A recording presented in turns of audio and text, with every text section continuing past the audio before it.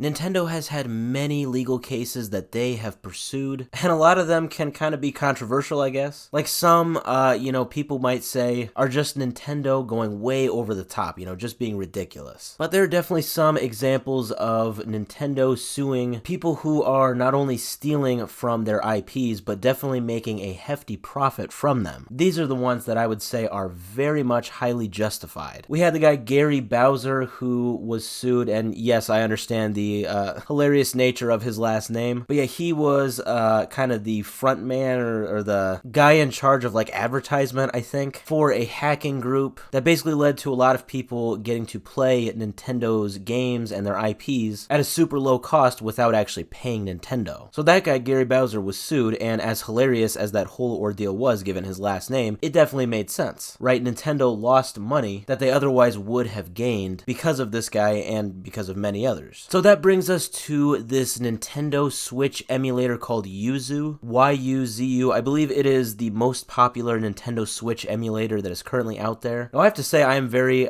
impressed with technology these days, because I always thought that emulators, they had to go like a few steps back, a few generations back in terms of consoles in order for them to work on, say, a PC. But yeah, apparently there is an emulator of a Nintendo Switch, which, I don't know, Switches were released in 2017, and yeah, I know they aren't, top-of-the-line graphics, top-of-the-line performance, but all things considered, that is impressive that some people were able to make an emulator for the Nintendo Switch. Well, Nintendo, it looks like it just came out today that they are filing a big lawsuit against the developers of Yuzu. Now, this was filed in a Rhode Island courthouse. This is accusing the company Tropic Haze of violating Digital Millennium Copyright Act and copyright encryption by creating and maintaining the maintenance of this Yuzu Nintendo Switch emulator. Very odd, I have to say right off the bat, that a company from Rhode Island is called Tropic Haze. That doesn't seem very tropical, but I'm getting ahead of myself. All bad jokes aside, Nintendo is alleging that Yuzu is basically designed to circumvent the need for the Nintendo Switch, the need to legally purchase it, and allow users to play copyrighted Nintendo material on their PC. So it's a 41-page lawsuit, and it's talking about how Yuzu is executing these codes and measures to intentionally bypass Nintendo's security measures, including decryption. And they referenced Legend of Zelda Tears of the Kingdom as one game that was played by apparently over 1 million different people, or at the very least it had 1 million different downloads of the new Zelda game that were played on Yuzu. Apparently this was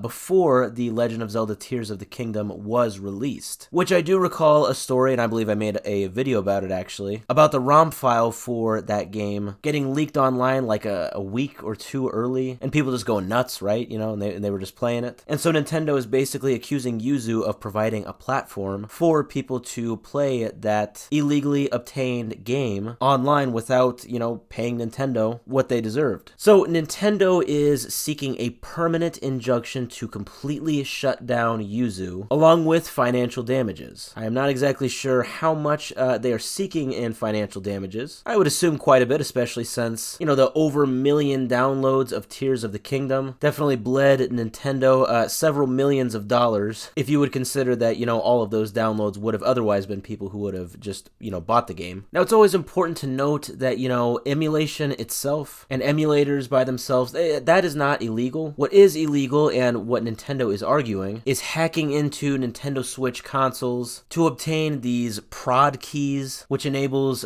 users to basically facilitate piracy. Now, Nintendo is claiming that the team behind Yuzu earns $30,000 per month on its Patreon, and I'm also seeing, and I think this is per month, I believe, it's saying they get $50,000, I think, a month for their downloads, for their paid Yuzu downloads. So I guess that tells me that I guess it does cost money to download Yuzu, but they also have a Patreon, so that's kind of weird. Yeah, I don't exactly know the ins and the outs of Yuzu. Maybe it is free, but maybe they have like premium features if you do download like a premium version of it. I don't really know. Regardless, Nintendo is saying that, hey, the team behind Yuzu is making big bucks, and it is all thanks to the work of Nintendo, and therefore, that is why Nintendo is saying that they need to be shut down and that they need to get some money back in return. So it remains to be seen how the court exactly will handle this case. It'll be a very interesting case for a Rhode Island courthouse, that's for sure. Nintendo is definitely very protective of their IPs. That has always been very obvious. But like I said, this case specifically, I kind of don't blame them. I mean, I knew,